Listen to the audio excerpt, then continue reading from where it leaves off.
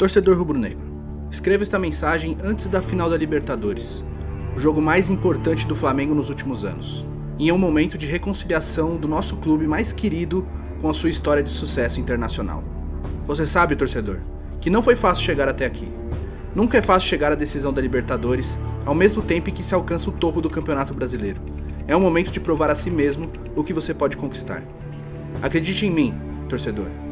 Eu sei como é se sentir assim, tendo de provar aos outros e a si mesmo o quanto você é capaz. Talvez você não saiba, mas a minha história pessoal tem muito a ver com superar obstáculos para chegar até onde eu estou hoje. Vou começar do início. Quando eu era criança, aos 5, 6 anos de idade, eu já estava ligado ao futebol. Muito por causa do meu pai, que quis ser jogador, mas teve de fazer uma escolha por sustentar nossa família. Ele sempre foi apaixonado pela bola. Mas não foi ele quem me forçou a ser jogador de futebol. A responsabilidade disso é minha. E por mais estranho que possa parecer, eu sempre quis ser goleiro.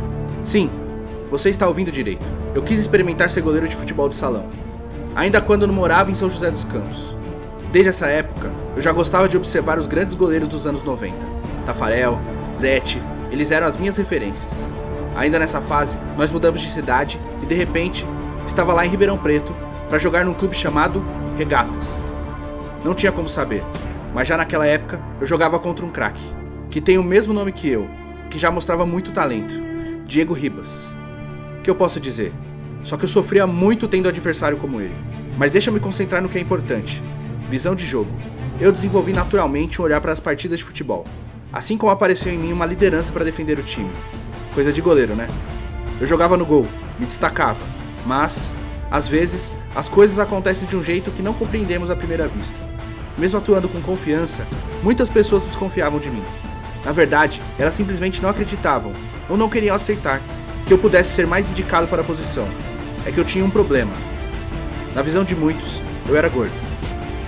Para que você possa entender mais da minha história, uma vez tive uma paralisia facial por conta de infecção de ouvido. O tratamento exigia corticoide, só que corticoide retém muito líquido, mas meus amigos, que não sabiam disso, se surpreenderam com o peso que eu ganhei. Eu sofri. Uma vez, o pai de um menino chegou até mesmo a rir de mim quando me apresentei como goleiro. Não teve problema. Nesse mesmo jogo, defendi um pênalti e aquele mesmo pai veio me cumprimentar depois da partida. Sim, torcedor rubro-negro. Eu também tive que enfrentar muitos obstáculos. Mas de uma coisa não posso me queixar. Sempre tive sorte de poder contar com ótimos treinadores de goleiros. Alguns anos mais tarde, o futebol se tornou uma realidade mais concreta para mim. Do interior de São Paulo, fui parar num clube de grande expressão do país, o Atlético Mineiro. O ano era 2004, e as coisas, não posso negar, estavam acontecendo muito rapidamente. Até que, em 2007, uma grande oportunidade apareceu, transferência para a Espanha, para jogar no Almeria. Não vou mentir, eu tive a sensação de que chegando lá, as coisas também dariam certo rapidamente.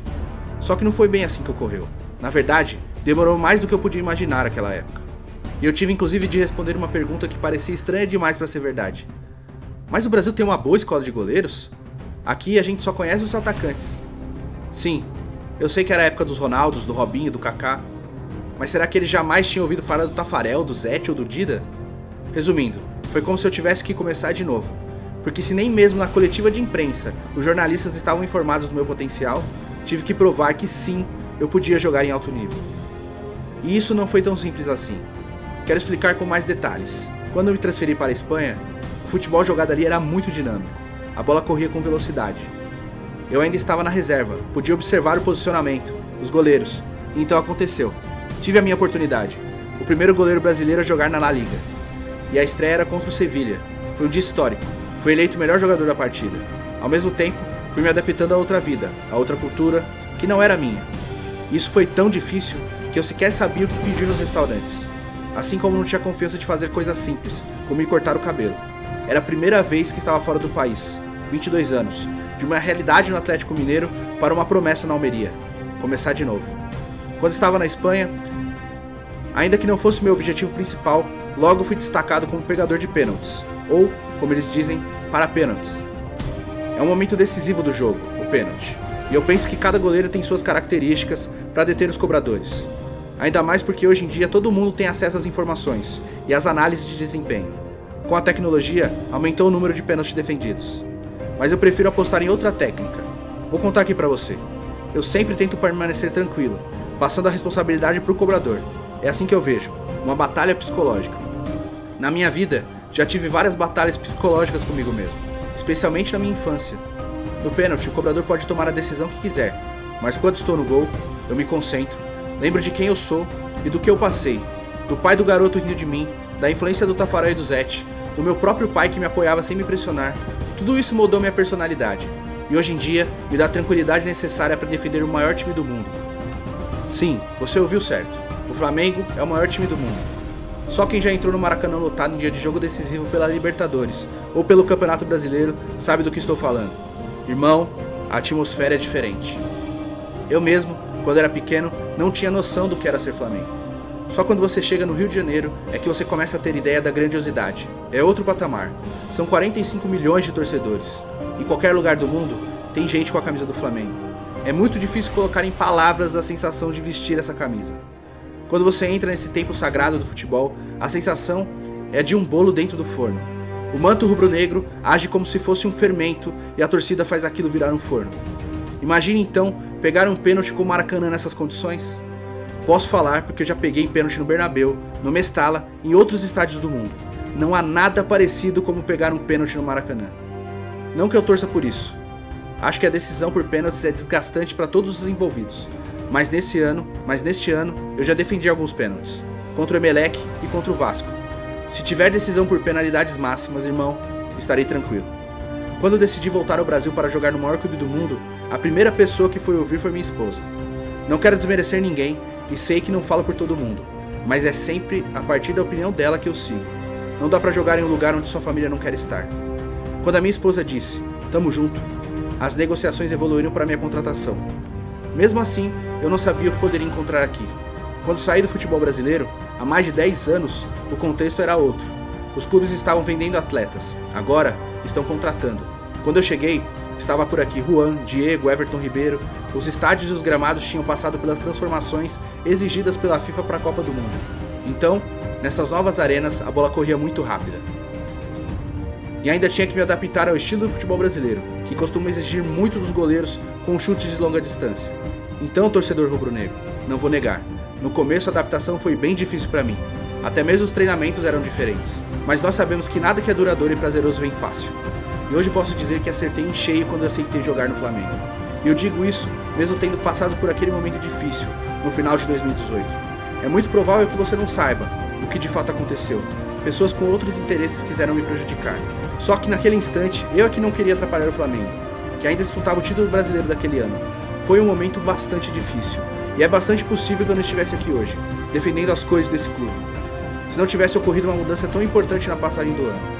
Quando achava que não ia dar mais certo, o clube e os atletas me apoiaram. Quando imaginava que não teria mais chance, a comissão técnica, começando pela Abel Braga, e os dirigentes me abraçaram, mostrando o quanto eles contavam comigo para o projeto do Flamengo neste ano. Foi um novo recomeço, sem dúvida. Na verdade, essa mudança se estendeu ao longo deste ano de 2019, com a chegada de outros jogadores importantes, que se juntaram à equipe que já era boa de grupo, criando um bom ambiente no clube. Só que tudo isso ganhou ainda mais força com a chegada do Jorge Jesus. Para nós, o Jorge, para vocês da torcida, o Mister. A atmosfera, irmão, é diferente. Jorge Jesus, o Mister, chegou para transformar o jeito que o Flamengo joga e, de quebra, a maneira que o futebol brasileiro se apresenta. A mudança parece óbvia quando se olha para o resultado, só que existe uma proposta de jogo, que é diferente do que se fazia por aqui. O Flamengo não apenas controla o jogo, o Flamengo também domina a partida. Controlar e dominar. É parecido, mas não é a mesma coisa.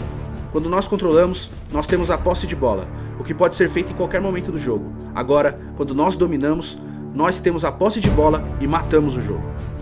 E nós conseguimos chegar nesse patamar por uma série de fatores, que tem a ver com o ambiente do clube, com a qualidade dos jogadores, que entenderam o que significa ser Flamengo e, claro, com a intensidade exigida por Jorge Jesus ao longo desse período em que ele está à frente do clube. Nós não imaginávamos que o encaixe seria tão rápido, mas isso tem a ver com o perfil do Jorge Jesus.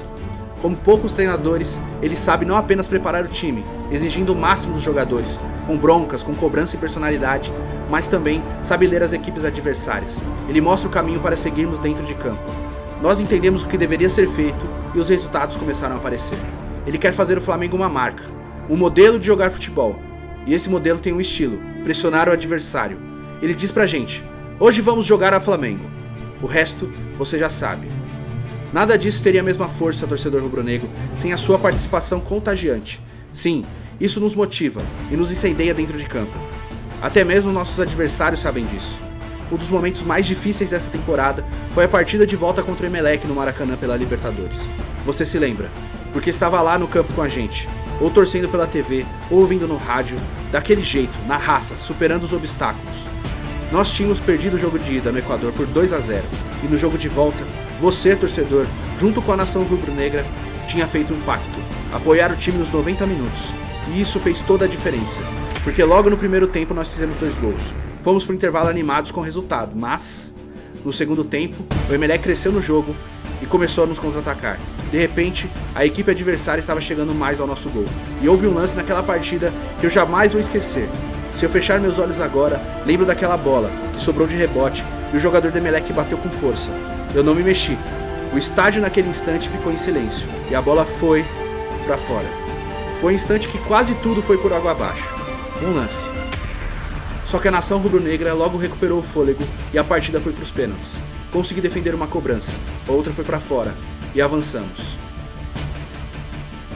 Você, torcedor rubro-negro, sabe o quanto faz diferença em jogos assim. E nós também sabemos o quanto essa temporada tem sido especial, diferente, emocionante para todos nós. Só que dessa vez nós queremos mais. Queremos marcar a história do clube com títulos. Se vamos ganhar tudo ou não, é outra situação, mas nós temos nos preparado para isso, buscando nos aperfeiçoar a cada jogo. Nos últimos anos, nós também buscamos os títulos. Não chegamos lá porque, muitas vezes, nós também ficamos ansiosos com a decisão. O time tem mais experiência, e os jogadores estão mais confiantes, e a torcida é parte fundamental dessa história. Nós sabemos que a nação rubro-negra é exigente, mas também é apaixonada e não mede esforços para torcer pelo seu clube. Para ser sincero, eu só consigo ter uma pequena noção de que é pegar o metrô cantando pelo Flamengo, chegar ao estádio gritando pelo time, passar a partida inteira torcendo e depois voltar para casa comemorando pelo Flamengo. Eu queria, um dia, viver essa experiência, porque lá do campo a energia que vem é eletrizante. É a avalanche vermelha. Por isso, a gente lá do campo sabe que, quando a gente faz um gol, o segundo está mais próximo do que nunca. Não é arrogância. É porque se parece com uma luta de boxe. O adversário vai à lona, abre a contagem e quando volta, ainda grogue, não consegue suportar a pressão. É a avalanche vermelha. Quando, em 1981, o Flamengo chegou à final da Libertadores da América, eu não era nascido. Muitos torcedores do Flamengo de hoje não puderam ver aquele esquadrão do Zico e companhia. 38 anos depois, nós temos a chance de fazer história na final contra o River Plate. Nós sabemos que nem todos os torcedores estarão no estádio em Lima, no próximo sábado. Mas aqui e ali, já sentimos o calor da torcida, como num bolo dentro do forno. Onde quer que eu vá, sempre ouço, é dia 23. Outro dia, no restaurante, o garçom veio e me disse, já pedi a dispensa no dia 23, hein? A expectativa por parte da torcida é grande, e nós jogadores entendemos isso. Torcer para o Flamengo é isso, sofrer, xingar, gritar, apoiar, comemorar. Da nossa parte, torcedor, você pode esperar o jogo do nosso jeito, pressionando o adversário. Pode esperar a nossa concentração e a nossa dedicação. Nós não vamos sofrer pelo que está em jogo, nós vamos jogar o jogo. Jogar a Flamengo, como diz o Mister. Eu não sabia o que era ser Flamengo, mas hoje eu sei. É diferente, exige superação. E ao longo de toda a minha carreira eu superei muitos obstáculos para chegar onde cheguei. Tive de me acostumar a provar a mim e aos outros que tinha condições de jogar e podia ser goleiro. Tive de desafiar os que riam de mim pegando pênaltis. Quando fui jogar na Espanha, tive que me adaptar a uma outra cultura e a outro estilo de jogo, mostrando que no Brasil tinha goleiro sim. Depois, tive que reaprender a jogar no Brasil e superar as desconfianças quando voltei ao meu país para defender o maior clube do mundo. Agora é a final da Libertadores. Vai ser um dia especial. Tomara que marcado com um título. É o que nós queremos. Nação rubro-negra, nós sabemos que vocês estão conosco.